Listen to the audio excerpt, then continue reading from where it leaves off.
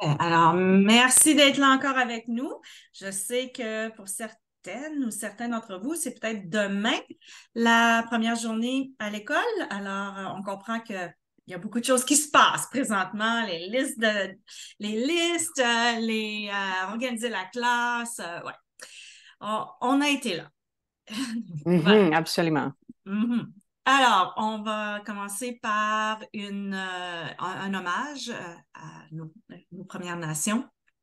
Alors, nous souhaitons profiter de l'occasion pour souligner le fait que les participants dans cette rencontre virtuelle se retrouvent sur les territoires des traités 6, 7 et 8 et des lieux de rencontre et de déplacement traditionnels des Premières Nations, ainsi que sur les territoires des Métis en Alberta. Nous reconnaissons ces peuples comme gardiens traditionnels de ces territoires et nous leur rendons hommage.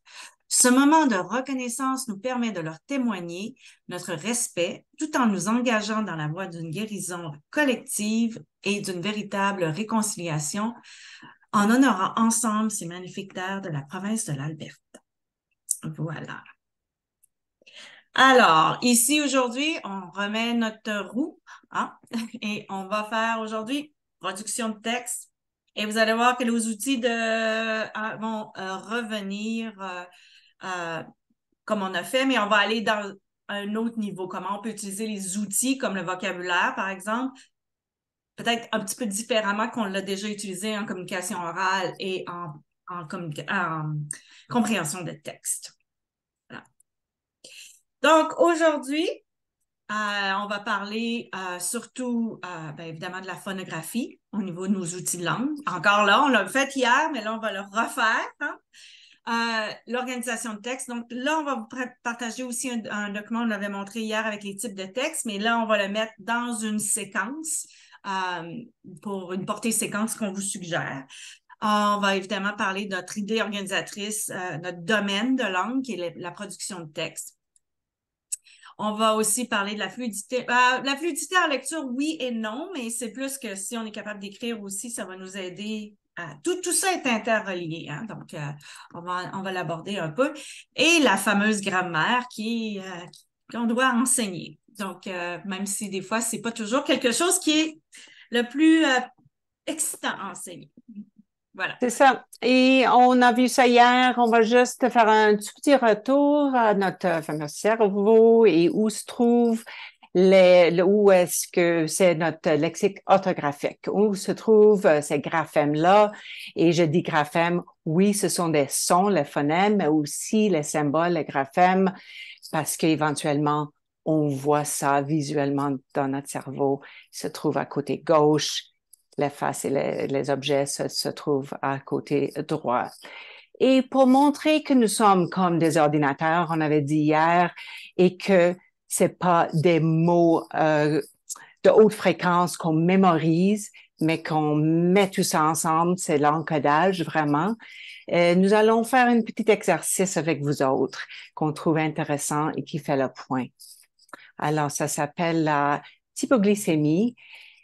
Et là, on va juste voir qu'est-ce que notre cerveau fait. On l'a mis en anglais et en français. Vous pouvez lire un ou l'autre ou les deux. Et on vous donne une minute à peu près. Ensuite, on en discutera.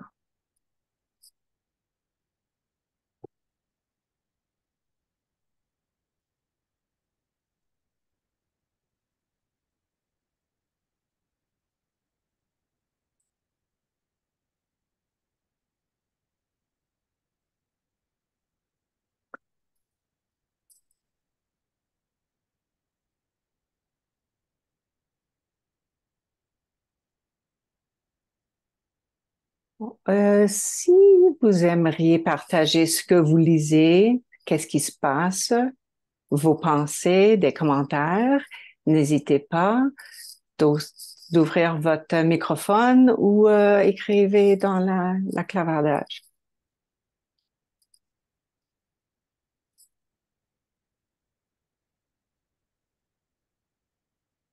Est-ce que nos élèves seront capables de lire un texte comme ça?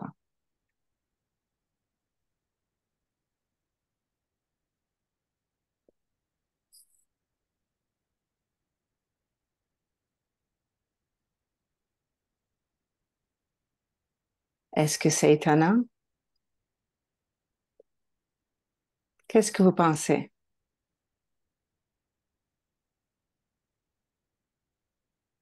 Est-ce qu'on doit savoir décoder? Ah, on a Sarah qui a levé la main. Oui. Oui, bonjour à tous. C'est vraiment étonnant. J'arrive à lire le texte sans problème. Et je ne sais pas trop pourquoi. C'est Là, vraiment étonnant. vous avez lu en anglais ou en français en En premier? français, en français. Et français, c'est plus facile qu'en anglais ou est-ce que c'est Oui, pareil?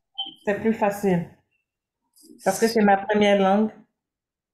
Voilà, c'est intéressant. Vous êtes plus familier avec le code, Oui, avec le graphème, c'est ça. oui, oui, c'est ça. Excellent, merci. Est-ce qu'il y a quelqu'un d'autre?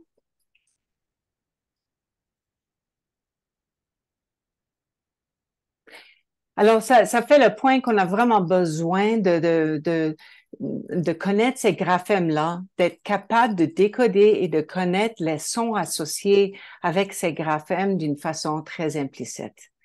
Parce que sinon, on va pas pouvoir, on avait discuté ça hier en quatrième, cinquième année, d'aller vers des mots qu'on ne connaît pas. Euh, et je vais juste faire rentrer. Ah, ben, je peux Euh, m'en occuper quand voilà. tu parles, ça va. Et c'est ça. Alors, c'est ça, on a vraiment besoin de travailler ces graphèmes-là qui deviennent implicites pour nos élèves. Et je Il y a crois aussi, Oui, je veux juste faire un point ici, c'est que on prend pour acquis parce qu'il y a tout le balance literacy, c'est ce qu'on pense, c'est que nos élèves vont voir le mot au complet. Nous, c'est parce que vous vous souvenez, là, l'autoroute qui a été créée entre le sens et la vision, c'est parce que nous, on les voit parce qu'on a créé un lexique orthographique. Nos jeunes apprenants sont en train de le créer. Donc, c'est pour ça que ça nous donne l'illusion que l'on lit rapidement les mots puis qu'on pense que faire des flashcards, ça va les aider. Vous voyez ce que je veux dire? Donc, c'est juste une petite nuance. Et pour faire le point, c'est très important qu'ils ne mémorisent pas avec le three queuing system. Est-ce que ça semble faire du sens? Est-ce que ça commence avec quoi? Parce que si on mémorise, on va pas bâtir ce qu'il faut. On n'aura pas ces graphèmes. Alors, Mm-hmm. ces digraphes, trigraphes, etc., pour créer, pour pouvoir lire de cette façon-là ou lire quelque chose qu'on n'est pas familier avec. Mm-hmm. Voilà. Et c'est justement ça aussi, parce que vraiment, on doit faire le point de est-ce que c'est le son ou le sens c'est quoi mon intention en tant qu'enseignante? Est-ce que je veux que mes élèves décodent ou est-ce que je veux qu'ils fassent du sens? Alors là, on ne peut pas forcément faire les deux en même temps. Éventuellement, oui, mais on doit encore, si on est en train d'apprendre ces sons-là, on doit vraiment travailler sur le son et vraiment et la fusion, la segmentation, tout ça. Ensuite, on peut aller vers le sens et on attache le sens comme on a vu. On va vers la prononciation, le son, ensuite vers le sens et on l'attache. Mais si on demande que les élèves, les jeunes élèves fassent ça ensemble, on va toujours aller vers le sens. Ils vont pas avoir le son vraiment d'une façon implicite et encodée. Et c'est pour ça qu'on va voir nos jeunes apprenants qui vont peut-être, quand ils vont faire un texte, on leur demande de lire de façon autonome, ils vont peut-être changer un mot qui a le même sens. Par exemple, si c'était écrit mère, ils vont peut-être dire maman à la Mhm. place. Vous voyez, donc c'est le sens qui y va. Et ça ne veut pas dire qu'on ne travaille pas le sens à la maternelle, première année, deuxième année, quand ils sont en train de travailler. C'est juste que on va le faire peut-être autrement. Peut-être ça va être un lecteur compétent qui va lire on va utiliser des livres jeunesse. Donc, c'est juste d'être conscient, encore là, de vraiment morceler nos intentions et nos objectifs d'enseignement quand on décide de faire une leçon. Vous voyez? Donc, on ne fait pas tout en même temps. Exact. Et c'est d'autant plus vrai aussi pour, non seulement pour la lecture, mais pour l'écriture. Moi, je me souviens quand j'enseignais en quatrième année, ma première année, j'essayais de tout faire en même temps. Ah, là, on va travailler, là, je corrige tout. Mais là, ça avait ça n'avait pas de bon sens. Je peux pas corriger la grammaire, je peux pas, tu sais, oui, je peux, mais vous voyez, faut vraiment, c'était quoi mon intention? Qu'est-ce que je veux ici? Est-ce que je veux travailler la production de texte, la fluidité en écriture? Est-ce que je veux travailler la grammaire? Donc, il faut vraiment être avoir une intention quand on détermine la même chose avec l'écriture parce que c'est très complexe. Je peux vous, ici, c'est un genre de graphique qui explique quelles sont toutes les habiletés qu'on doit utiliser quand on peut et pour écrire. Okay? Donc, la même chose pour la lecture. Donc, je dois être capable de lire. Je dois être capable d'avoir des situations langagières en écriture. Quand on parlait de toute la communication orale, si j'ai pas de vocabulaire, si j'ai pas, mes phrases vont être quand même assez limitées. Ça prend beaucoup d'efforts mental, cognitifs. OK? Donc, et là, juste pour une petite information, dans notre cerveau, dans notre mémoire de travail, on peut avoir à peu près entre 3 à 7 éléments à la fois dans notre cerveau. C'est pas beaucoup, là, quand on pense à ça, parce que c'est des choses qui, tu sais, quand on pense écrire une phrase pour nos jeunes apprenants, là, il faut que j'apprenne à encoder, il faut que j'apprenne à faire du sens, c'est beaucoup, là, retenir ça dans notre cerveau. Linguistique, c'est certain, il faut que je connaisse le code, graphomoteur, puis on va y revenir parce que ça, c'est quelque chose qui est très, très important. Dans le nouveau programme d'études, on parle de la fluidité en écriture, comment tenir un crayon, comment écrire de façon fluide, sans nécessairement... Si j'ai pas une bonne préhension, quand j'arrive en 3e année et on vous demande d'écrire un texte, je vais être fatiguée parce que je vais avoir de la difficulté à écrire. Donc ça, c'est super important. Puis ce que j'aime dans le nouveau programme, c'est vraiment explicite qu'on veut que nos élèves soient capables de faire une bonne formation de lettres.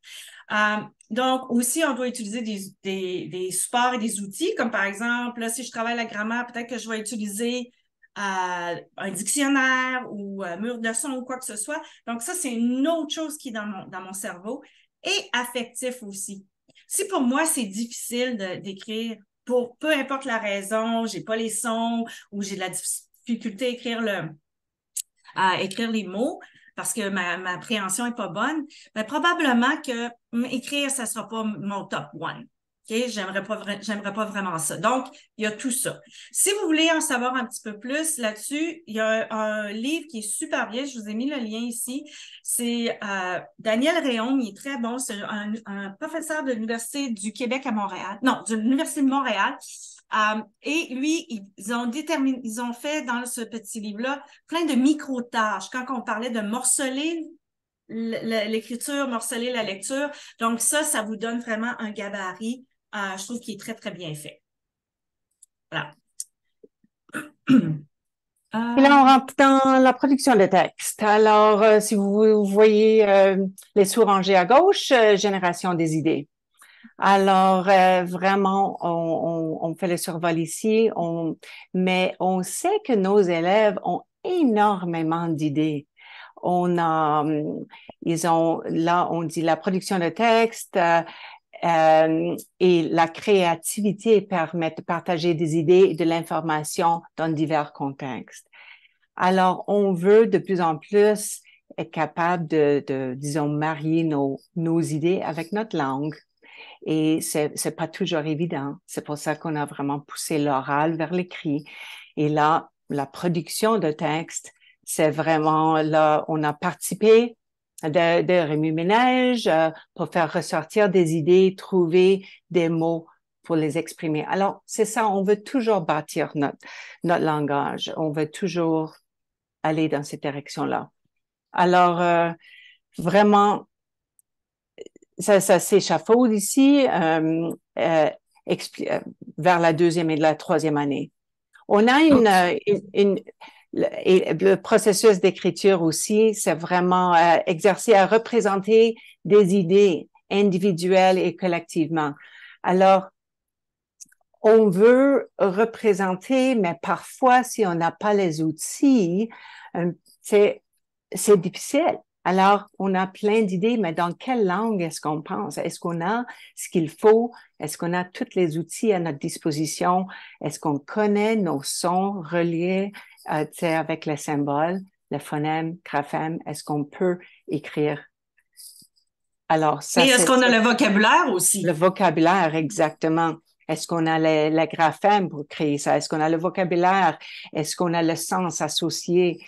Alors, c'est vraiment cette génération d'idées mariée avec le processus d'écriture. C'est pour ça qu'on dit aussi, on a la production de texte, mais ça va toujours de l'oral à l'écrit. On peut commencer à l'oral, aller vers l'écrit. Alors, je ne sais pas si Élise, Oui, tu vas élaborer ici, oui. mais on a une expérience aussi pour faire ce point-là. On aimerait faire quelque chose avec vous autres. Et vous allez faire ça de vos côtés individuellement, et c'est pas forcément pour partager, mais c'est vraiment pour faire ce point de la production des textes. Alors, prenez-vous un papier avec un crayon quelconque. Et si vous voulez ouvrir votre caméra pour faire ça, juste pour qu'on puisse vous voir, ce serait apprécié, mais je comprends, c'est pas toujours possible. De toute façon, vous allez juste dessiner un cerveau. Et parfait, hein? là, il faut pas que ça soit un œuvre d'art, non. Alors là, vous allez dessiner un cerveau. Et à l'intérieur de votre cerveau, vous allez écrire 5 mots de haute fréquence, n'importe lesquels. 5 mots de base qu'on utilise pour construire des énoncés, une phrase simple.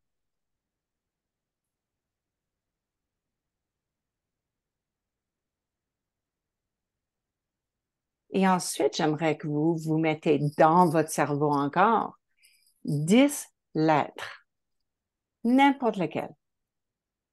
10 lettres, 5 mots de haute fréquence à l'intérieur de votre cerveau.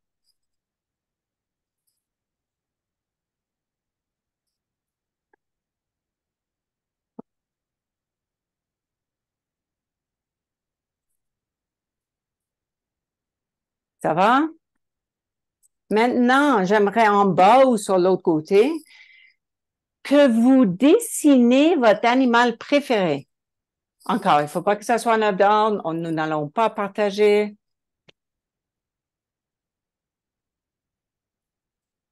Dessinez votre animal préféré. Tout le monde est avec moi. Alors, vous allez dessiner votre cerveau à l'intérieur, 5 mots d'haute fréquence, 10 lettres, et en bas, votre animal préféré. Et maintenant, vous allez décrire votre animal préféré. Mais, attendez, vous devez utiliser ce qu'il y a dans votre cerveau seulement. Vous pouvez utiliser toutes les lettres là-dedans plus qu'une fois. Vous pouvez utiliser vos mots de haute fréquence.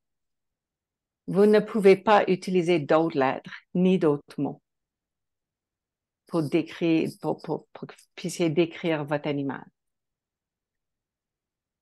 Allez. Tu as déjà des yeux écarquillés.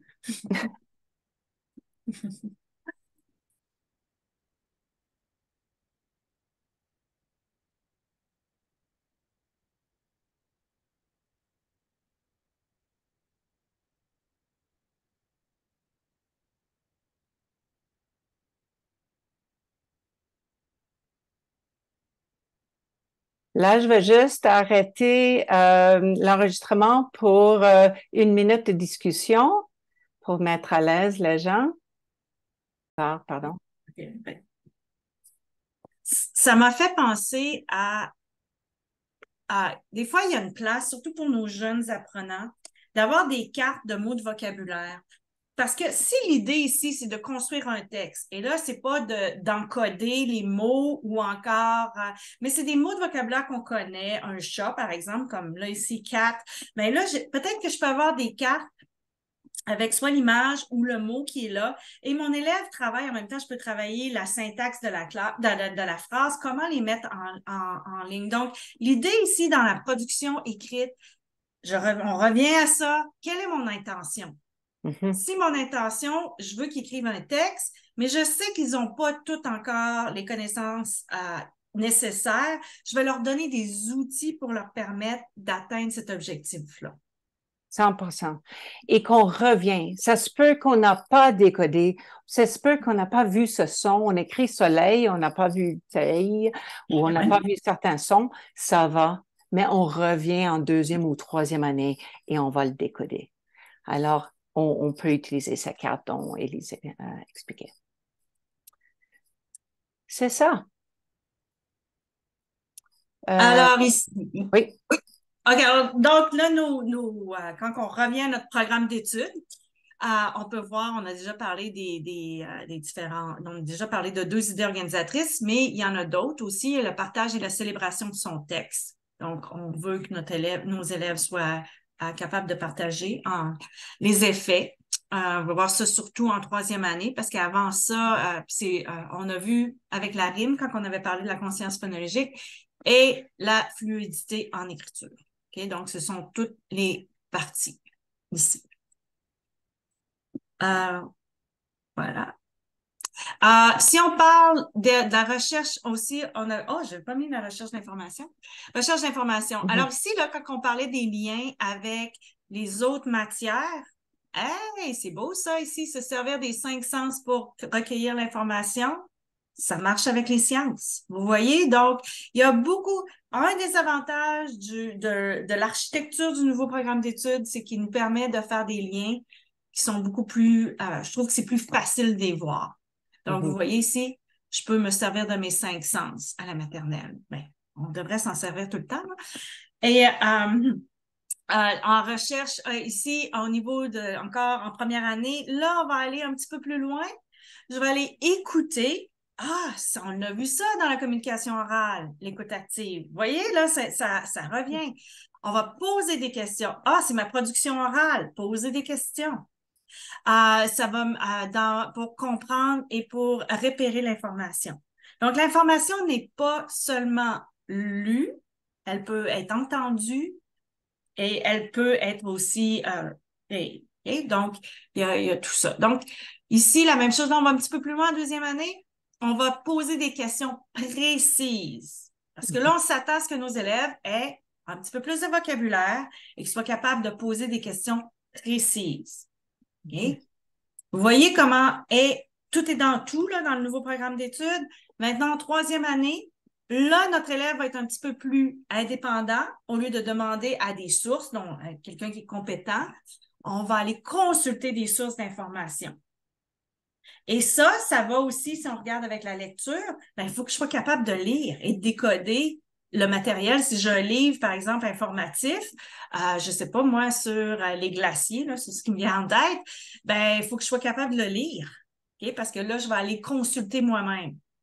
OK? Puis peut-être consulter aussi des petits dictionnaires de classe qu'on crée pour quand on veut savoir comment je vais écrire le son « in », par exemple. Okay? Voilà. Donc, et on va ajouter 2 liens. On a 2 liens pour vraiment comment poser des questions parce que ce n'est pas évident de poser des questions précises, que ça soit pour l'enseignant, que ça soit pour l'élève.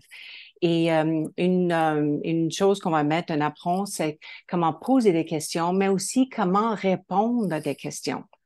Alors, d'avoir des modèles de phrases pour le début de la réponse et comment creuser davantage. Alors, on va ajouter ça là pour vous.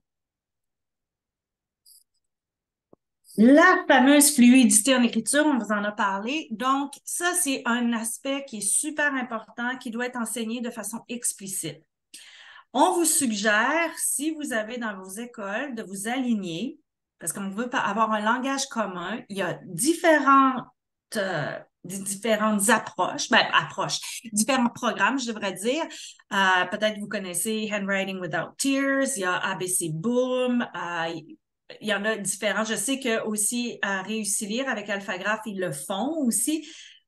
On vous suggère que vous soyez alignés. C'est-à-dire que si moi, maternelle, j'enseigne la lettre et j'utilise grande ligne, petite ligne, à gauche, à droite, et là, qu'on arrive en première année, on utilise un autre système. Là, c'est une charge cognitive encore pour nos élèves. C'est la même chose, on a oublié de le mentionner hier avec les programmes de phonétique là, pour de conscience phonologique. essayez de vous aligner vos écoles. Il n'y en a pas un qui est parfait. Okay? C'est un choix qu'on fait, c'est des choix didactiques. Utilisez Raconte-moi les sons, utilisez, bon, il y avait la roue avant, à Pili, il y en a plein. Parce qu'on veut que nos élèves, on enlève cette charge cognitive-là. Okay? Parce que moi, puis en plus, le prof qui va être rendu en troisième année, lui, il connaît pas tous les signes, les symboles. Fait que c'est pas sa job non plus de tout savoir les différents programmes. Donc si mon élève arrive et dit, Madame, est-ce que c'est et ou est? Puis il y a de la misère à le prononcer, puis il fait les signes, les gestes, ben, le prof de troisième année, peut-être qu'il ne saura pas c'est quoi. OK? Donc, s'il y a une constance, ça va être beaucoup plus facile. Et ça ne veut pas dire une chose. On peut peut-être utiliser deux, une combinaison, mais il faut que on soit aligné. Et ça aide aussi à la maison si on a des grands frères et sœurs. On peut quand même travailler les devoirs à la maison avec les frères et sœurs. Ils connaissent les gestes, etc. Voilà. Donc, ici, on a en maternelle, ça commence à la maternelle, vraiment de reproduire l'orientation de l'écrit. OK? Et à bien tenir les outils nécessaires. On voit de plus en plus de nos élèves qui arrivent à la maternelle, première année, qui n'ont pas, comme je vous disais, l'appréhension et qui vont écrire beaucoup. On voit ça souvent de bas en haut. Ma théorie là-dessus, c'est que nos élèves sont beaucoup sur des écrans tactiles et ils font j'ai le terme anglais, là, du swiping en bas en haut, alors que quand on écrit, c'est d'en bas en haut en bas. Okay? Donc, il y a une raison pour ça, parce qu'on est plus efficace pour le faire. Okay? Donc, c'est important d'enseigner ce concept-là. Puis, quand on parlait de l'orientation de l'écrit, aussi, gauche-droite. Vous voyez, on a vu ça plus tôt dans un des outils de la langue. C'est super important parce que où est-ce que je donne une feuille à mes élèves en première année avec une ligne? Aucune idée où est-ce que je suis posée de commencer. Donc, il faut leur enseigner ça. Ouais. Puis, si on leur... Oui, vas-y. Et même plus tard. C'est incroyable le nombre de deuxième année, même troisième année, qui ne savent pas que c'est de gauche à droite et qui mêlent entre le B et le D. Alors, si c'est gauche à droite, là, on va faire la boule et ensuite la ligne et l'inverse pour le B. Ouais. Donc, ici, on voit en première année, respecter la ligne de la marge. Okay? Donc, c'est super important d'enseigner vraiment les espaces. Tu sais, je pense qu'on le faisait avant, là. Je veux dire, c'est pas... on a toujours enseigné soit avec le système de mettre un doigt entre les mots. Mais encore là, si je sais pas c'est quoi un mot, où est-ce que je vais mettre mon doigt? Vous voyez, il faut que donc, vous voyez dans la grammaire de la phrase et dans la conscience phonologique, c'est pour ça qu'on l'enseigne. C'est pas juste parce qu'on a besoin d'un checklist, c'est ça. Ça va nous aider aussi pour nos élèves quand ils vont écrire une phrase. On prend ça pour acquis, là, mais c'est pas évident, là. Ici, deuxième année, former lisiblement les lettres et les mots en tenant compte des espaces. Lisiblement. Donc, on parle de la formation des lettres. C'est important parce qu'on communique un message. On veut que notre locuteur ou la personne avec qui on échange par écrit, on n'est pas là quand on donne le produit final. Donc, il faut que la personne soit capable de le lire. Et donc, c'est important. Et Et une je autre... vous suis. Oui, vas-y. Continue. Vas-y. Ben, un autre aspect que ça soit lisible, parfois on a des élèves qui écrivent comme en diagonale, en descendant. Il faut que ça soit vraiment de gauche à droite sur la ligne, mais pour les aider aussi, parfois c'est d'aller plus loin et de créer. Je faisais toujours faire une frise entre les leçons, genre avec une règle, vraiment des lignes, avec un petit dessin ou quelque chose comme ça, pour que mes leçons deviennent lisibles aussi, pas simplement mes phrases, mais que c'est genre une organisation de texte aussi et qu'on trouve ça, que le tout devient lisible avec des espaces, que ce soit la phrase, mais vers les paragraphes et des leçons aussi. Ouais. L'autre chose ici, on parle vraiment des outils numériques. Je veux juste je sais que vous devez les enseigner, mais je veux juste faire un petit aparté là-dessus. Avant d'aller, à part qu'un élève vraiment été diagnostiqué avec une dyspraxie ou vraiment un problème de motricité, moi, je pense qu'il faut vraiment travailler plus l'écriture parce que ça va avoir des implications plus tard. On peut pas juste sauter à avoir un élève à écrire au clavier. C'est important qu'il l'apprenne parce que la motricité fine, elle est super importante aussi. Puis c'est les liens au cerveau, là, on ne rentrera pas dans les détails. Mais pour travailler, je vais vous donner juste un petit truc. Quand vos élèves, par exemple, peut-être vous avez remarqué, nos élèves de plus en plus, ils ont de la misère à rester assis sur une chaise. Il y en a plusieurs qui tombent maintenant. Je sais pas si vous avez remarqué ça. Les dernières années, moi, j'avais remarqué, on tombe de nos chaises. Une raison, c'est qu'on a le tronc est pas assez fort parce que nos élèves ne jouent pas autant dehors qu'ils jouaient avant. Et donc, c'est pour ça que c'est important de s'asseoir en les jambes croisées à terre ou encore, c'était un ergothérapeute qui m'avait suggéré ça. Les élèves peuvent être sur le ventre quand ils travaillent, par exemple, à terre, en autant qu'ils aient les épaules un peu comme la position du cobra, là, pas la tête penchée, et ils peuvent écrire comme ça. Donc, ça l'aide le tronc et ça l'aide aussi l'appréhension. Okay? Donc, beaucoup d'activités comme ça, la découper, aller chercher aussi des grains de riz ou des choses comme ça pour travailler l'appréhension, travailler avec la pâte à modeler, super important, maternelle, première année surtout. Ici, on a aussi faire des lettres majuscules en format script et attaché. On revient en troisième année, on doit enseigner les deux. Okay? Donc, lié dans le programme d'études. Voilà. Et ici aussi, on doit explorer des stratégies de développement pour une fluidité pour la production de texte. Donc, si je suis pas capable de tenir mon crayon, je suis pas capable d'écrire une phrase, ben ça va être difficile d'écrire un texte. Okay? Donc, ici, c'est quelques petites suggestions. Quelles sont les bonnes prises de crayon qui est acceptable? Et parce qu'on a de plus en plus des élèves qui arrivent à la maternelle ou en première année puis qui tiennent leur crayon comme ça. Okay? Donc, ce sont les... donc, ce que le cerveau, ce que la main fait, le cerveau se souvient. Donc, quand on parlait du lien avec la phonographie, c'est pour ça qu'il faut l'écrire. Pas nécessairement avec un crayon, on peut aussi utiliser avec notre doigt. On peut le faire comme ça, mais c'est le lien qui se fait avec notre cerveau. Okay? Donc, on le sait que l'écriture manuelle renforce l'apprentissage. Oui? Et aussi de traverser le médiane aussi, vraiment de gauche à droite. Et il y a plein de jeux qu'on va travailler avec ça, même des petits jeux d'un petit sac de sable où on passe ça dans une ligne d'une personne à l'autre. On traverse notre médiane. Alors comme ça, si jamais vous avez des élèves qui tournent la page comme ça, ils écrivent comme ça c'est parce qu'ils peuvent pas croiser leur médiane. Et ça, c'est un travail du cerveau. Et on voit ça souvent, c'est pour ça qu'une des lettres qui est très difficile à écrire en maternelle, le X. Le X et le K. Okay? X, donc, c'est une chose qui est, même s'ils sont capables de la reconnaître très rapidement, c'est une lettre qui est difficile à écrire. Voilà. Et ici, on parle des outils de langue. Ben là, on en a déjà parlé quelques-uns. On va parler de l'organisation de texte, le vocabulaire, la phonographie et la grammaire. Donc, au niveau du vocabulaire, on voit ici l'orthographe. OK? Pour enseigner comment écrire des lettres, pas juste des lettres, des mots. Donc, ici, on va faire le point sur expérimenter des orthographes approchées.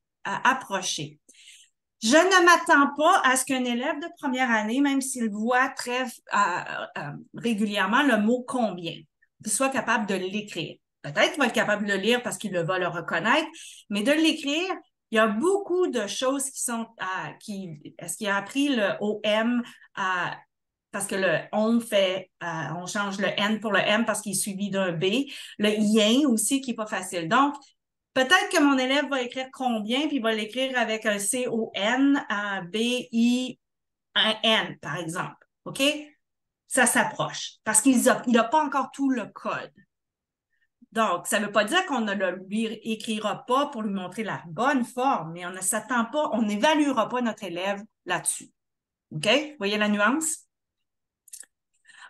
Donc, ici aussi, il y a des régularités qu'on doit enseigner. Par exemple, quand on voit les lettres de l'alphabet dans une classe maternelle première année, quel est le mot, parce que souvent ça va avec je pense qu'on avait parlé un peu, là, ça va avec c'est souvent le son initial, là, B, on va avoir banane, on va avoir l'image d'une banane. Qu'est-ce qu'on met?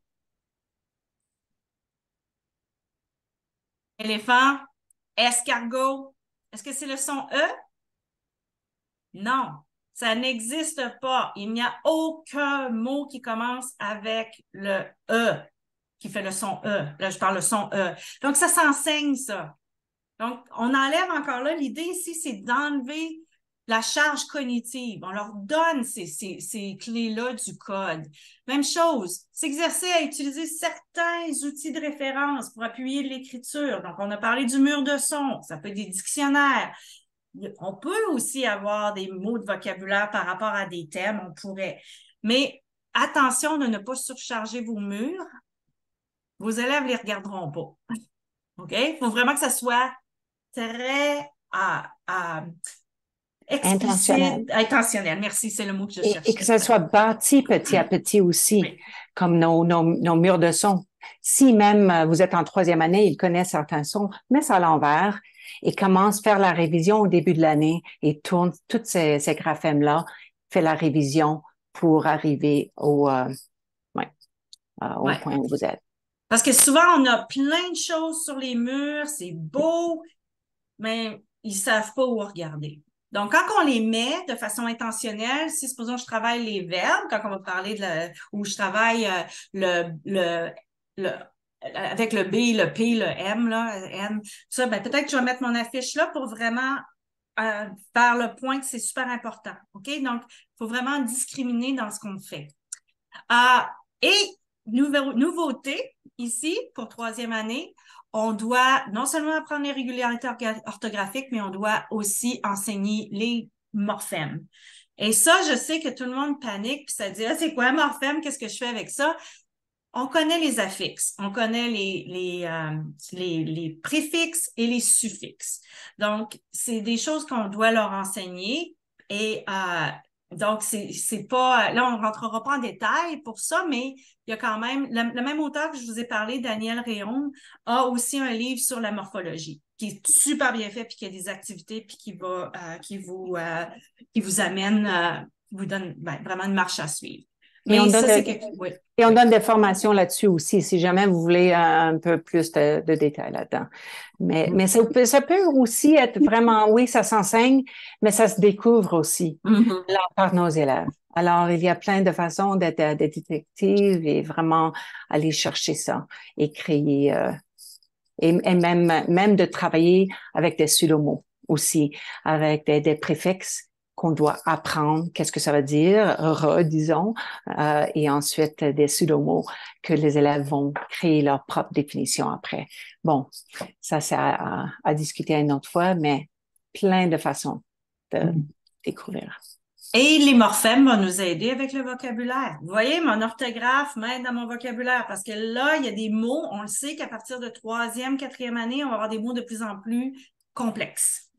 Et on peut pas toutes les apprendre, donc il faut apprendre des façons de faire. Donc, l'autre chose aussi, on a parlé avant, là, je fais du coq à l'âne, on a parlé aussi des voyelles.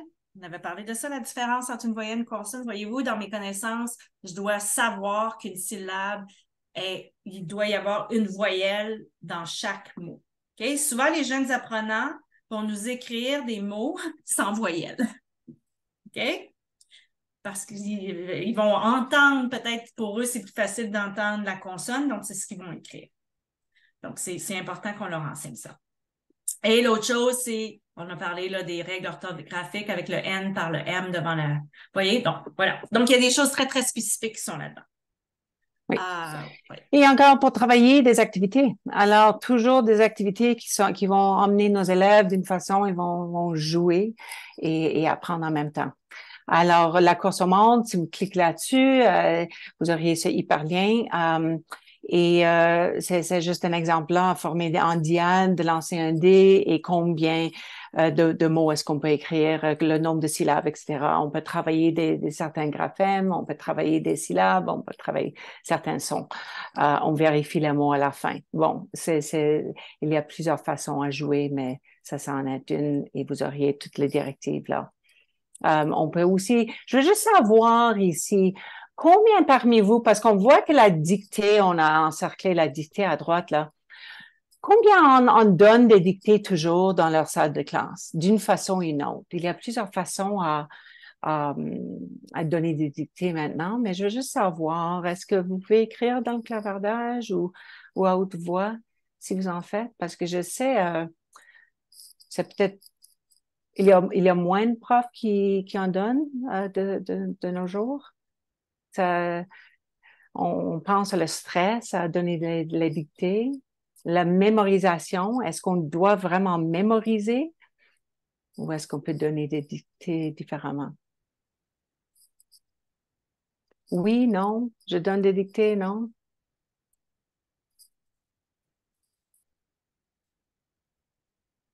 Bon, je veux juste savoir parce que Ah, on a une oui, réponse.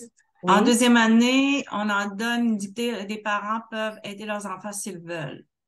OK. d'accord, Et les listes, parce que ça, c'est une autre question. Qu'est-ce qu'on utilise comme mot? voilà. Qu'est-ce qu'on utilise comme vocabulaire ou comme qu'est-ce qu'on travaille? Qu'est-ce qu'on travaille? Est-ce qu'on travaille nos sons qu'on relève? Est-ce qu'on travaille ces graphèmes-là? On vise ça. Mais la dictée, il y a quand même des différentes façons de créer des dictées. Et on peut faire dictée zéro faute. Je ne sais pas si vous voulez aller chercher ça, si vous connaissez pas, mais c'est un zéro comme De chiffres. chiffre et zéro faute. Et c'est vraiment bâtir une connaissance ensemble. Alors, quand on est au travail, on pose des questions à nos collègues. C'est un peu la même chose. Là, ils sont en salle de classe en train de faire cette dictée-là et on a des fleurs oranges dans le jardin. Alors, ouf, des fleurs, c'est pas une fleur. Est-ce que ça veut dire c'est au pluriel? Madame, c'est au pluriel ou monsieur, c'est au pluriel. Est-ce qu'on met un S à la fin de fleurs? Alors là, on peut poser cette question à haute voix. Une autre élève dans la classe peut répondre. Alors, on bâtit en collaboration et ça fonctionne très bien et on apprend. Et ça met pas, tu sais, ça pointe pas le doigt, les élèves en difficulté vont entendre ça et vraiment apprendre petit à petit eux-mêmes aussi. Et Alors, aussi, ils vont être capables de voir leurs propres erreurs. Parce voilà. que, puis en même temps, quand on parle de la prise de risque, qui est super importante, d'écrire au tableau le mot, ou des fois, on peut demander aux élèves, puis on va vous montrer une activité d'encodage, on peut demander aux élèves d'écrire un mot, tout le monde l'écrit sur un petit tableau blanc, il le montre, et là, on voit différentes façons d'écrire, puis c'est un peu comme en mathématiques, quand on leur demande, OK, explique-moi ton processus, ben c'est la même chose, c'est qu'on va leur demander, ah oui, toi tu l'as écrit comme ça, pourquoi? Et là, vous allez voir, premièrement, il y a des sons qui peut-être qui n'ont pas bien compris, qui n'entendent pas. Vous Mhm. allez voir toutes sortes de choses. Vous allez voir tantôt dans l'activité d'encodage, on va voir ce qui arrive. Puis les autres ils vont se corriger entre eux, puis ils vont s'auto-corriger aussi. Oh, Voilà. j'avais pas vu ça. Ouais. Et ça encourage le questionnement aussi, parce qu'on sait que nos élèves posent de moins en moins de questions. Alors, ça encourage cet aspect-là aussi. Et si je fais une erreur, je vais le retenir plus longtemps que si c'est trop facile. OK? Mhm. Donc, quand on encourage l'erreur et qu'on dit ah, tu vas t'en souvenir, je veux dire, c'est beaucoup plus positif que si on dit ah, tu as fait une erreur encore. Voilà, Voilà. voilà. Alors, la phonographie, on a vu ça Oh, hier, excuse-moi. ah oui, Oui, oui, oui, oui. la correspondance graphème-phonème. Alors, l'importance là, on a parlé pas mal, on a vu ça encore juste pour faire le point qu'on voit en première année des graphèmes qu'on doit enseigner. Ce n'est pas l'ordre qu'on doit enseigner. Et on vous a montré quand même, vous auriez à votre disposition une progression qu'on a fait. Et ça, c'est basé sur la science de Springer-Charol, mais vous pouvez l'utiliser et l'adapter selon vos besoins, selon votre classe et votre contexte. C'est ça. Alors, Ouais, je viens juste de voir quelque chose, oui, Marie-Lou, ça vient de me oui, sauter au visage. Comment, parce qu'on avait parlé du son du M, le on, N avec le B et le P. Voyez-vous, dans mes connaissances troisième année, on le demande en orthographe et on le demande en correspondance graphème-phonème. Voyez? Donc, il y a beaucoup de liens, il y a beaucoup de choses qui s'alignent ensemble. Donc, comme plomb, plombier, mais en même temps, on travaille avec avec les mots de famille aussi. Donc, tout est ensemble. Voilà. c'est ça. Ici, oui, Mhm. vas-y. Non, allez-y. OK. Alors, la différence, on parle d'encodage et de décodage. OK? Le décodage, c'est pour lire. Donc, je vais partir de l'écrit à l'oral. OK? Donc, je prends ce qui est écrit sur le tapis. Ce qui est écrit sur le papier, puis là, mes graphèmes, puis là, je vais faire le processus et je vais le dire à l'oral. OK?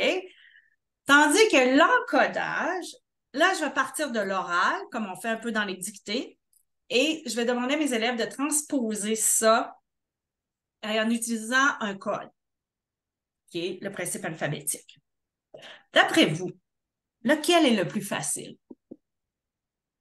L'encodage ou le décodage pour nos jeunes apprenants?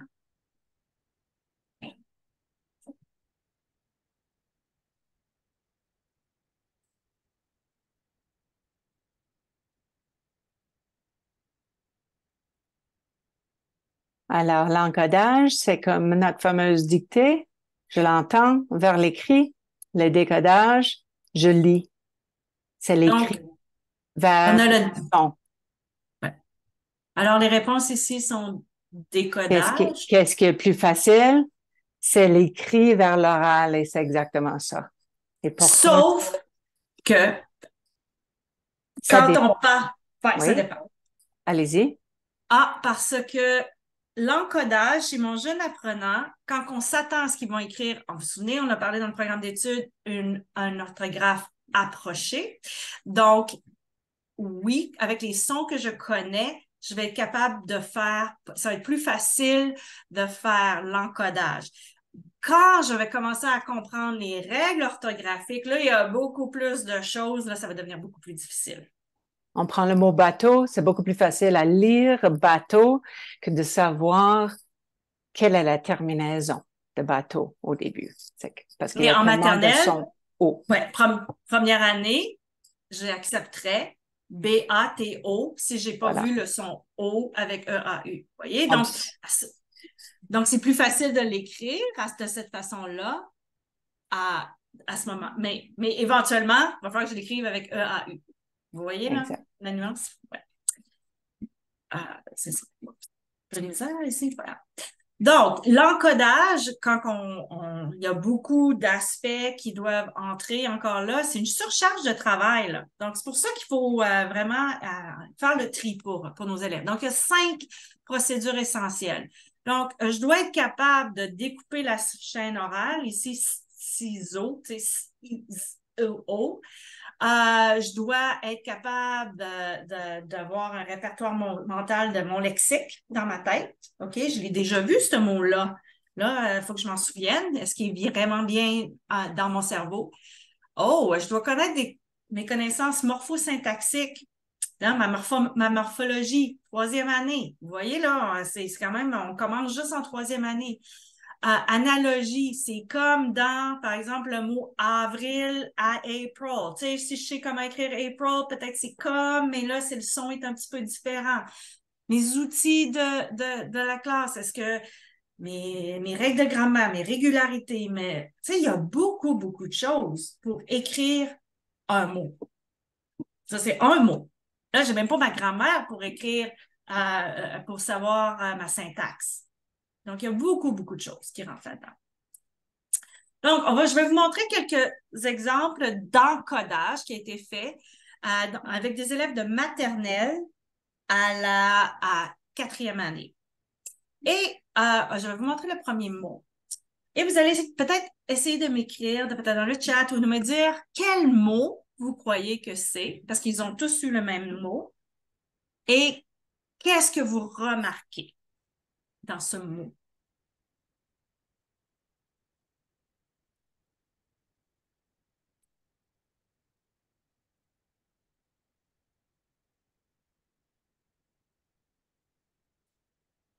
Je vois les gens, ils essaient de le dire, les bouches. Est-ce qu'on sait quel est ce mot? Vous voyez, là, ça, c'est vraiment l'orthographe approchée. OK. Si quelqu'un veut prendre un risque,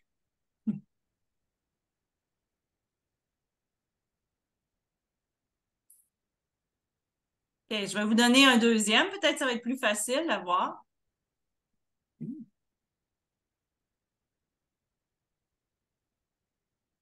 C'est le même mot. Mais il y a d'autres petites choses qu'on voit.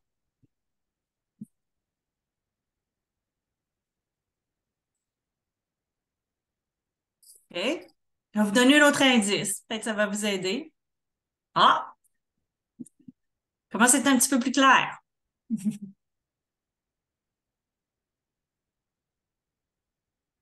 OK? Voilà. Ah! Et on le voit un petit peu plus. Personne ose me dire c'est quoi le mot? Voilà. Hippocampe. Voilà. Ah, OK, ça a pris du temps. OK, je vais juste vous. Ici, c'est le même mot. OK, ça, c'est un élève de maternelle. OK? C'est un élève de maternelle qui lit et écrit en anglais. Donc, mon son I, il l'a écrit en anglais. Mon son hippocampe en anglais, le U fait le son E. Donc, donc comme ça. Et je leur ai donné là, le A. OK? C'est pas comme ils sont tellement brillants. Là. Donc, ici, on peut voir que c'est vraiment écrit de façon plus à l'anglaise. Ici, on a un élève de première année. Et qu'est-ce que cet élève-là n'a pas acquis encore au niveau de la fluidité d'écriture? Quel concept?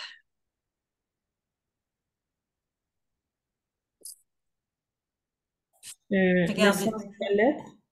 Oui, gauche-droite, mon concept gauche-droite. OK? Donc, vous voyez ici, mon P, c'est un Q, parce que c'est mon concept gauche. Juste en écrivant un mot, là, vous avez une évaluation formative comme ça. OK? Et évidemment, vous remarquez ici que ce que je leur avais demandé, c'est une ligne, un son. OK? Donc, le en est ici pour vraiment aider. Ici, on a un élève qui, je pense qu'il est en deuxième année, qui avait pas, qui a tous les sons, mais qui a peut-être pas appris la double consonne pour hippo, mais on voit ici le en, il a compris, suivi d'un P. Donc, il y a déjà cette règle orthographique, mais qu'est-ce qui manque à la fin? Il manque une voyelle pour faire sonner mon P. Donc, encore là, peut-être que c'est un élève qui est en anglais aussi, parce qu'en anglais, la consonne finale sonne. Ici, j'ai un élève qui utilise le K, qui n'a peut-être pas compris la régularité orthographique que le C, souvent, va être dans un milieu d'un mot, va être plus utilisé que le Q. Okay? Puis on n'a pas le U. Okay? Et ici, la même chose, on a fait le K. Okay? Et finalement, on a un élève ici qui n'a pas encore la double consonne, qui a le E final, mais qui n'a pas le A. OK? Donc, et en quatrième année, ça c'est intéressant, hippocampe, parce que je n'entends pas le son en. Donc, ces petites activités-là, ça prend pas beaucoup de temps. Mais vous pouvez leur demander, là, finalement, en quatrième année, on a réussi. Mais là, on a les morphèmes, tout ça. Mais juste une petite activité comme ça. Un mot, et ça peut être un mot assez complexe. Juste si vous avez des règles d'orthographique que vous voulez voir si nos élèves les ont bien maîtrisées, ça se fait super bien. OK? Voilà. Voilà.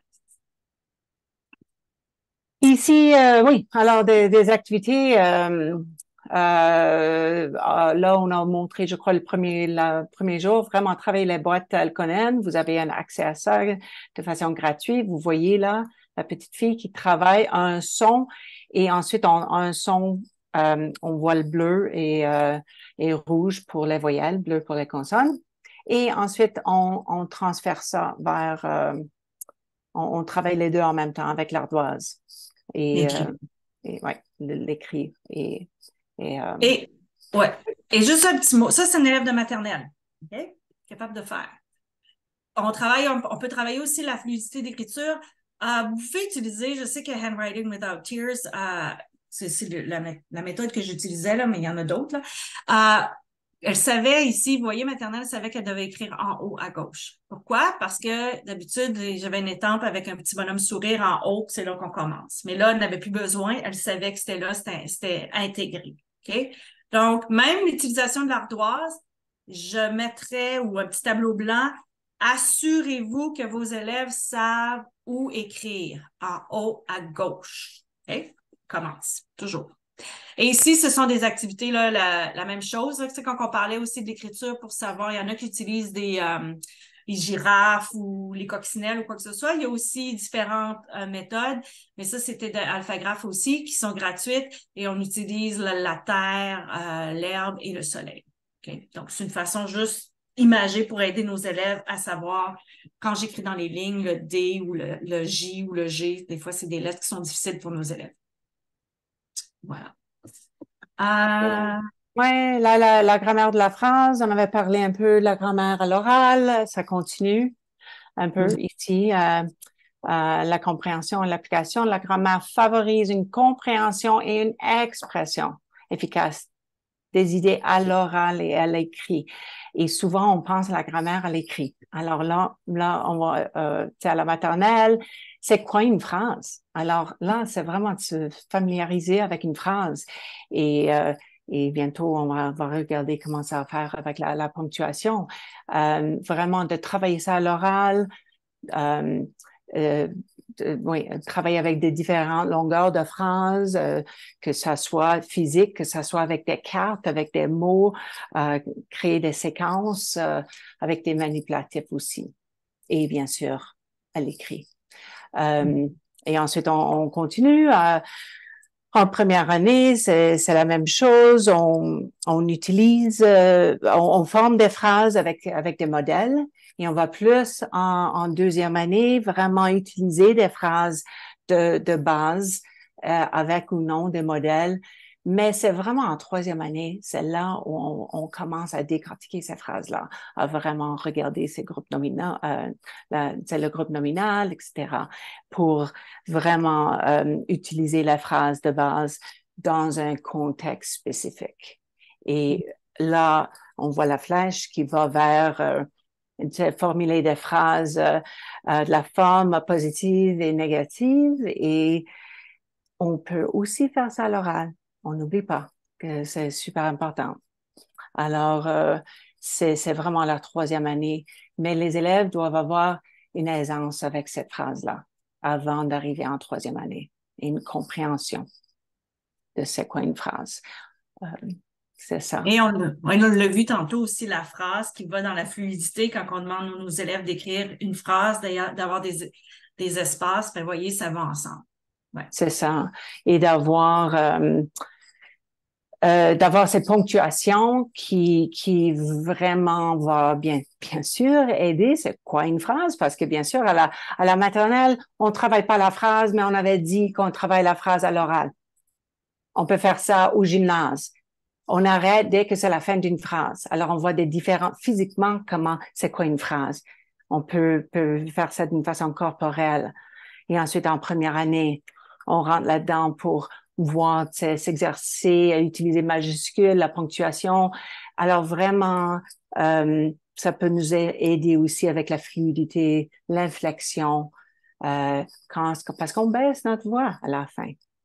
C'est le point, ou dépendant. si c'est un point d'interrogation ou quoi que ce soit. Et on peut faire oh, excuse-moi. Non. Juste la différence, parce que ça me fait penser, en français et en anglais, on ne lit pas avec la même intonation. OK? Donc, en français, on va baisser plus la voix, alors qu'en anglais, c'est un petit peu plus comme ça. Donc, on peut s'amuser avec nos élèves de faire lire des phrases, même en français, même en première année, avec une intonation anglaise, juste pour jouer avec ça puis travailler en même temps la prosodie. Donc, vous voyez, tout, ça Ouais, revient. mais et ça dépend du mot, ça dépend de la Oui. phrase, mais c'est le stress dans certains mots sont une place différente. C'est quelque chose aussi à faire le point avec nos élèves. Juste comme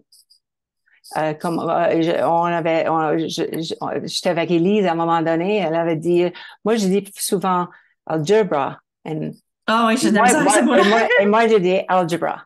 Alors on pousse le A à la fin. Mais alors, ça dépend où est le stress dans un mot et dans une phrase. Alors, c'est ça. Oui, alors on voit encore, tu sais, cet échafaudement vers deuxième année, troisième année, vraiment s'exercer, ensuite reconnaître et s'exercer, employer des signes et vraiment connaître les différents types de phrases. Mm-hmm. Ici, on avait déjà parlé encore là, du tapis verbe. C'était le tapis graphe avec les graphèmes, phonèmes.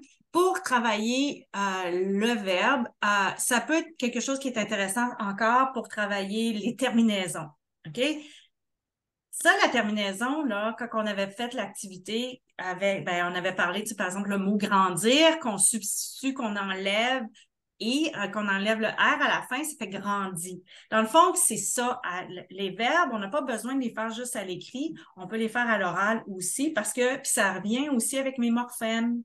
Quand je change la fin, c'est ce qui change. C'est mon suffixe qui change. C'est ça, un verbe. Donc, j'ai la même racine, mais c'est mon suffixe qui change.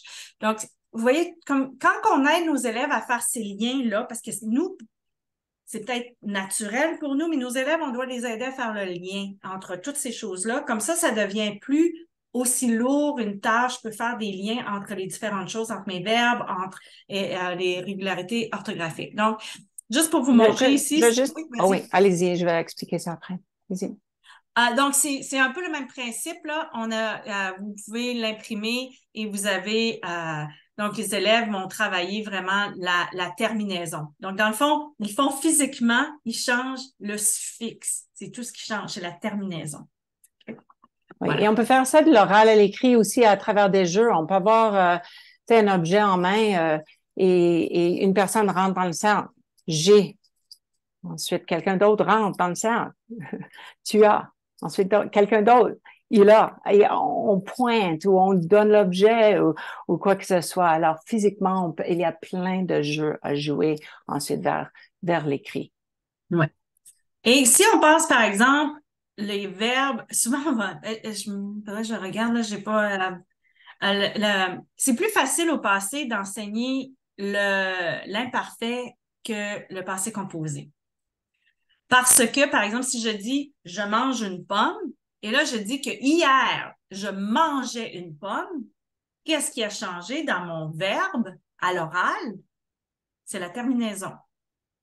OK? Donc, si j'entends pas, vous voyez là, quand en maternelle, ce qui est important, puis en première année, de sortir le son final, ben ça va vous aider il y a une raison pour ça. Ça va vous aider aussi pour les verbes. Donc, si mon élève n'entend pas à l'oral, puis ça, c'est dans un des objectifs aussi, le temps de verbe pour savoir que c'est à l'oral. Donc, je mange, je mangeais, je mangerai. Qu'est-ce que ça me dit? C'est que c'est dans le futur. OK? Donc, ça, c'est des choses qu'on peut faire à l'oral. Pas besoin là, de le faire nécessairement commencer à l'écrit. Voilà. Ici, je veux juste vous montrer, on vous avait parlé d'une portée séquence. Ça, c'est une suggestion. Vous faites, excusez-moi, j'ai un chat dans la gorge, mais on a mis tous les différents objectifs au cours de l'année en partant avec les types de textes. Vous vous souvenez, hier, on vous avait montré les différents types de textes. Il a été divisé en 3 parties. Okay? Donc, à l'automne, au mois d'août. Et il est là, je vais cliquer dessus. C'est sur le site de ARPDC. On va prendre, par exemple, 2e année ici. Vous avez tous les types de textes que vous allez travailler, les genres, quels sont les domaines de langue que vous allez commencer à enseigner. Et ensuite, on voit aussi, comme on parlait hier, on vous avait montré celle-là des différents types de textes à lire. Mais ici, en jaune, ce sont les textes qui n'ont qu'à lire. OK? Je ne demanderai pas à mon élève de 3e année qui doit lire un mini-roman, de m'écrire un mini-roman. Je vais lui demander de le lire. Okay? Vous voyez la différence ici? Donc, c'est plus à ce niveau-là. Okay? Donc, tout est inclus dedans. C'est sur le site ARPDC, puis ça vous donne les différents domaines de langue et quels outils de langue que vous pouvez utiliser là-dessus. Puis, si vous prenez le curriculum qu'on a numéroté, ça va être beaucoup plus facile parce que ça va vous dire exactement quelles sont les sous-rangées que vous devez travailler avec ça. Okay? Et encore, c'est qu'une suggestion. Et si vous êtes en 2 bulletins, alors vous pouvez l'arranger comme vous voulez. Alors, c'est juste là pour vous. Exactement. Voilà. Il y a un autre outil aussi qui a été créé pour vous, un peu pour vous donner une idée à qu'est-ce que nos élèves doivent savoir dans les différents aspects. Donc, c'est un peu le profil de l'élève là, qui doit excusez-moi, j'y arrive. Donc, au niveau de l'alphabet, au niveau du vocabulaire, donc, quelles sont les choses que, tu sais, peut-être des fois, c'est plus facile pour un niveau, là, je sais que c'est ça, au lieu de me référer directement au programme d'études, donc ça vous donne une autre façon de faire. OK? Ça aussi, c'est sur le site ARPDC. Et la même chose ici, là. Donc, hier, je vous avais montré rapidement, on a-tu le temps, tu penses? De l'analyse Oui. de... Oui. Okay. Non, c'est une bonne idée. OK. Parce que on vous avait parlé hier de la façon. Oui. Donc on a pris tous les mots de différents domaines, de différents chercheurs et on les a mis ensemble. OK? Donc, on est en train de bâtir ça. Est-ce que vous pensez que c'est quelque chose qui pourrait vous aider? Parce que je sais qu'il y a une liste de mots fréquents qui sont, on dit, sur le site, mais on s'entend que peut-être les livres que Michel, c'est parce que je vois ton nom, Michel dans sa classe sont pas pareils que ce que Sarah a. Donc, peut-être qu'il y a des mots qui sont plus fréquents pour Michel qui ne sont pas pour Sarah. Donc, ce qu'on a fait, c'est que ici, les mots pertinents, ça sera pas envoyé comme ça, là, ça va être plus beau, là. Donc, il y a beaucoup de mots, là, comme c'est les mots que nos élèves doivent savoir. Ça, là, c'est première année. Il y en a 125. OK? OK, mais on s'entend, là, que le si, c'est des choses qu'ils devraient être capables de faire. Et ça, c'est des mots qu'ils doivent savoir à l'écrit et à l'écrire et lire. Mais il y a aussi d'autres mots que nos élèves en lecture vont être capables de lire spécifiquement et écrire. Parce que nos élèves vont souvent être capables de lire pas souvent, ils vont être capables de lire avant qu'ils soient capables d'écrire. Donc, c'est quelque chose qui vous donne comme un exemple de ce qui est raisonnable de demander à nos élèves. Est-ce que je vais enseigner tout ça comme dans un checklist? Absolument pas. Moi, je ne peux pas faire le travail pour vous de voir quelles sont vos ressources. Donc, vous pouvez prendre ce genre de liste-là et de choisir les mots. Le gouvernement vous dit 80 mots à enseigner en première année, par exemple. Vous les choisissez, les 80 mots, là. Okay? Ouais. Parce qu'en ce moment, sur Nouveau Learn, il y a les mots de fluidité. Alors là, on les voit. Est-ce que c'est pour la fluidité en lecture, à l'écriture? Alors, c'est pas spécifié. On a voulu spécifier. Et là, ça vous donne quand même plus de clarité. On a voulu juste savoir, est-ce que vous pouvez écrire dans le clavardage? Est-ce que c'est quelque chose qui est plus clair que ce que vous voyez dans les ressources Nouveau Learn? avez-vous eu l'opportunité d'aller dans les ressources, d'aller fouiller là-dedans, voir dans Nouveau Learn?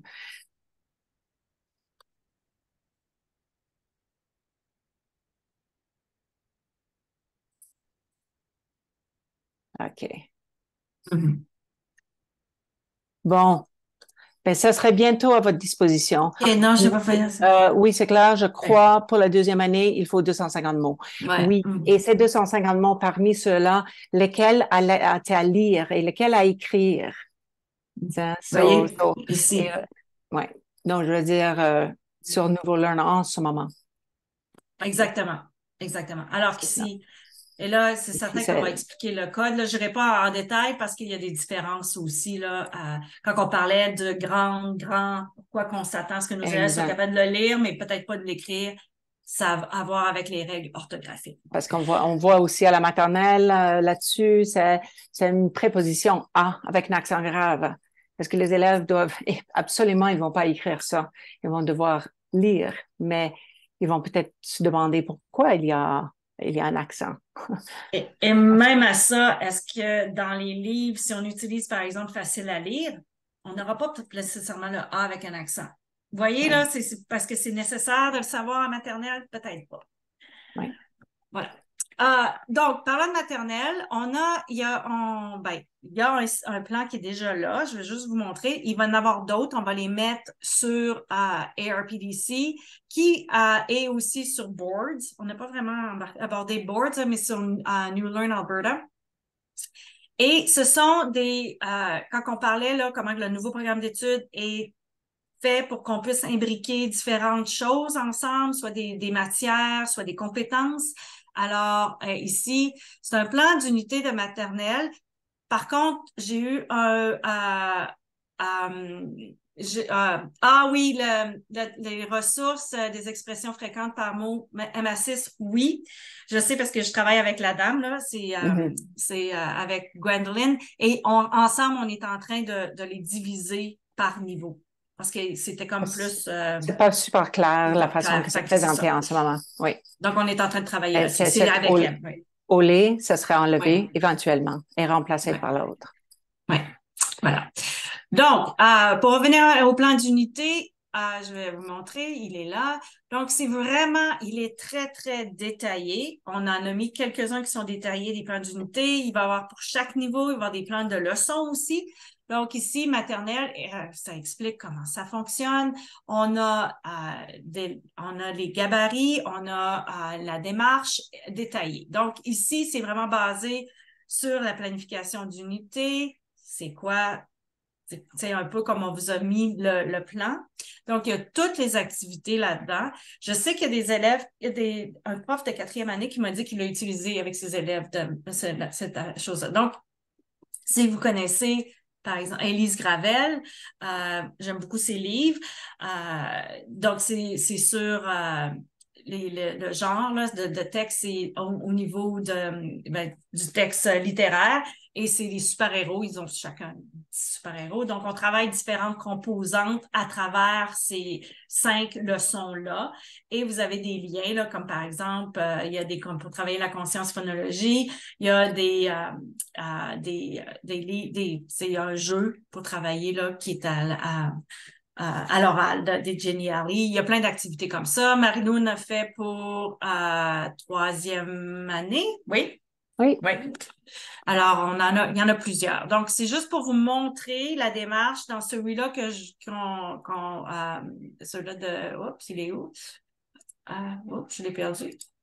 Ça. Non, il est ici. Non, ici. Non, c'est ça? Non, non, pas ça. Non.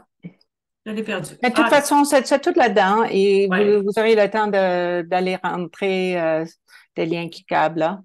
Oui. Puis il y a toute une démarche et tout ça, et tous les objectifs qui sont en lien avec ça. Donc, il y en a pour chaque niveau, avec des livres, et c'est basé surtout sur la littérature jeunesse, comment utiliser les livres jeunesse. Et la 3e année, c'est à venir aussi. Il y a 2 autres éléments qui seront ajoutés très bientôt. Ce que on aimerait faire pour terminer, parce que c'est notre dernière fois ensemble, peut-être d'aller ici sur le site Mentimeter. Je vais vous montrer ici. Donc, vous pouvez soit utiliser le lien qui est ici ou encore utiliser le code QR avec votre téléphone. Et c'est un nuage. Alors, ce qu'on vous demande, c'est de ressortir au bout de ces 3, 4 ou peu importe le nombre de sessions que vous avez auxquelles vous avez participé. Quelles sont 2 ou 3 choses que vous retenez là, du curriculum ou de ce qu'on a discuté durant ces sessions-ci?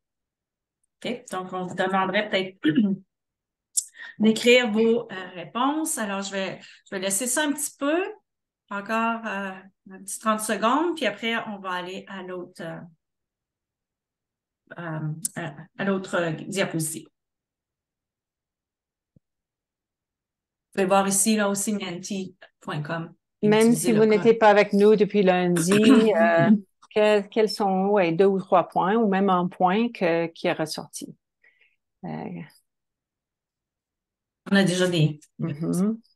codames, oral, L'oral, dans le centre. Mhm. Mhm. Oui.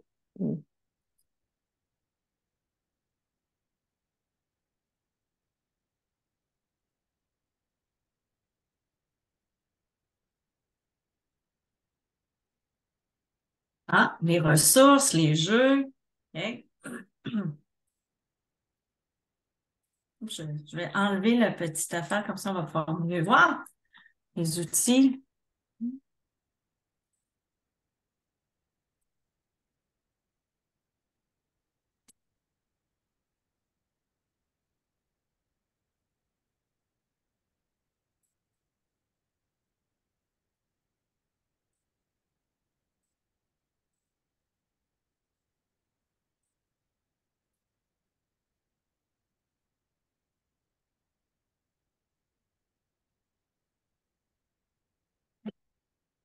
On va avoir un beau nuage.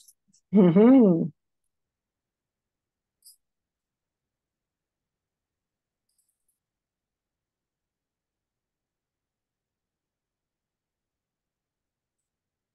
Super. Mhm. Et un petit, peut-être Ok. 15 secondes, puis après, on va.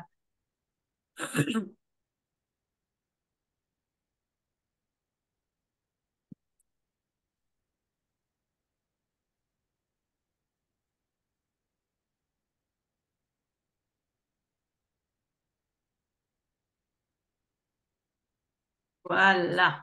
Merci Merci tellement. beaucoup. Oui.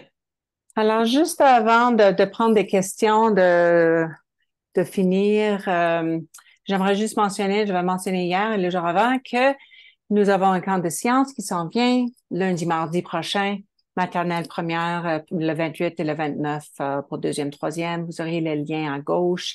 Si jamais ça vous intéresse, c'est un survol du curriculum de sciences ce jour-là. Alors, n'hésitez pas de vous inscrire et on se voit lundi matin ou mardi matin euh, selon votre niveau. Et Est-ce que vous avec avez ça, des questions, des commentaires, des suggestions, je vais mettre là, je vais juste, oui, ajouter. Là, vous avez nos courriels. Si jamais vous avez d'autres questions, si jamais vous aimeriez avoir, je sais pas, des sessions dans votre école ou dans votre conseil, vous pouvez nous écrire. Je vais juste arrêter l'enregistrement dans le cas où il y a du monde qui aimerait poser des questions. Alors, si jamais vous ne restez pas avec nous, merci d'être venu et on dirait à la prochaine. On espère se voir cette année et bon courage pour la rentrée. Mhm.